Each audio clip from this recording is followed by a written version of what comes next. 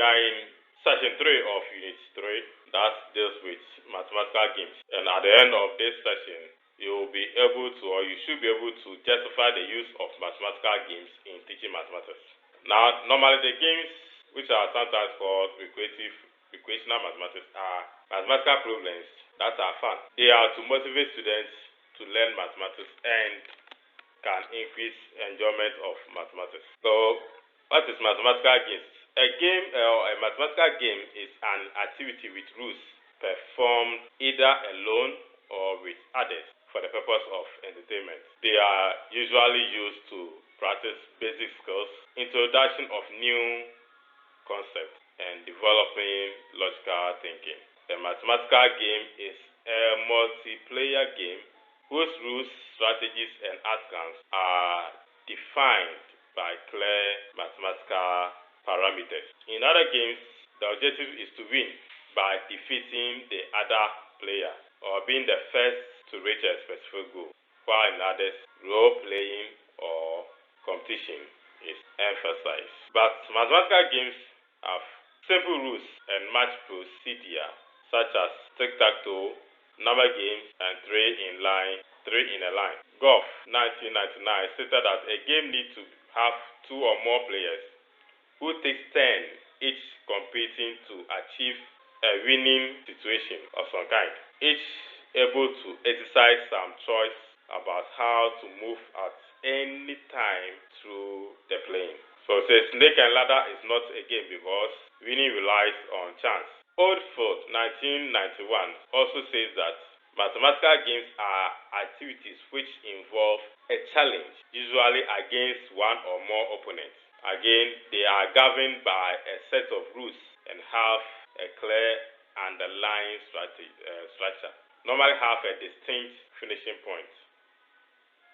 The games normally have a distinct finishing point, and they have a specific mathematical cognitive objectives. That's the games are not just for fun.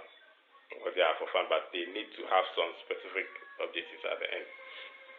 Games can motivate students to improve skills that are usually learned by rote. Mathematical games differ from mathematical puzzles in that the puzzles require specific mathematical expertise to complete, whereas the games do not require a deep knowledge of mathematics to play. That's the difference between the puzzle and the game. The puzzle is sometimes such as a game, toy, or problem that requires ingenuity and often persistence in solving or assessment is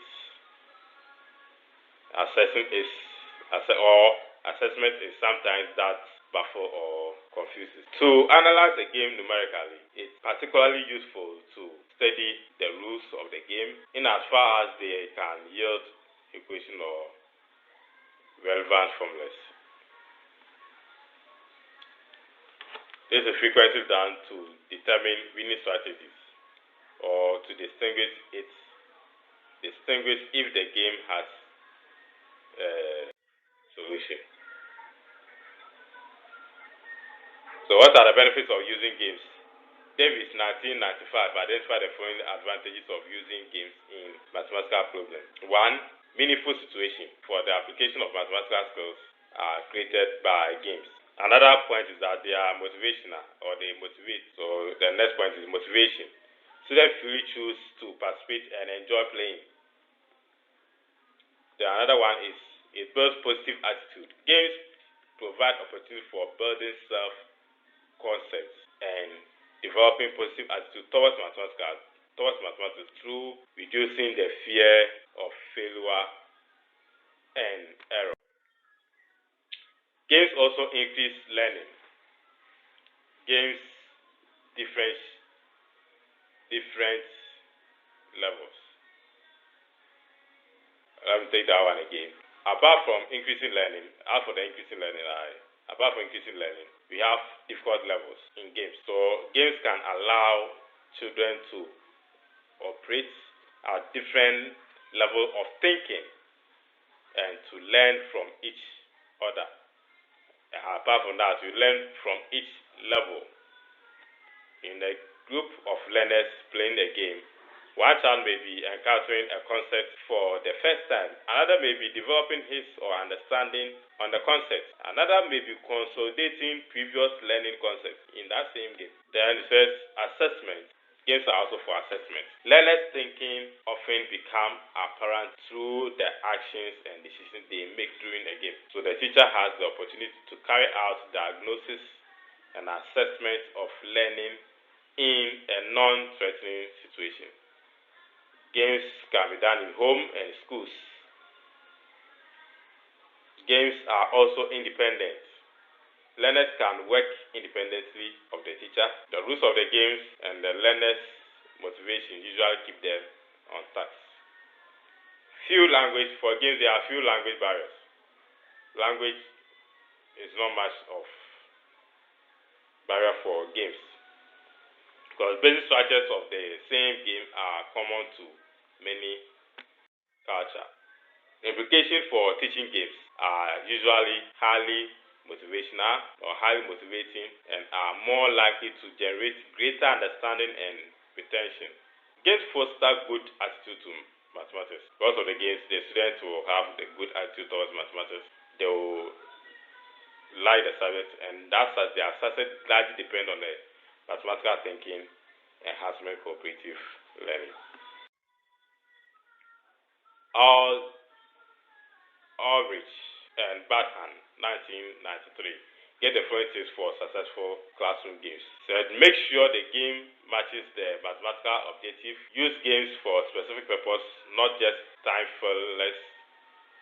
Keep the number of players from 2 to 4. The game should have enough elements of chance so that it allows weaker students to feel that they can or they have a chance of also winning. Keep the game competitive or completion time short. Keep the completion time short. Use 5 or 6 basic game structure so that children become familiar with the rules. Send an established game home with a child for homework. Don't give any game that the child doesn't have any idea about it.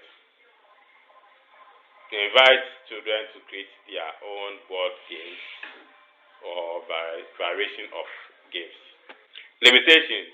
Collection and construction of materials for games is time consuming. Students must be so engaged in the game that they may not even realize the mathematical ideas and principles and concepts inherent in the game being played. Also, the approach is not suitable to all areas of the syllabus and can be quite ineffective in a large. This brings us to the end of this session. In this session, we learn about the mathematical games, the benefits of using the games, implications for the teaching games, tips for successful classroom games, and the limitation of mathematical games.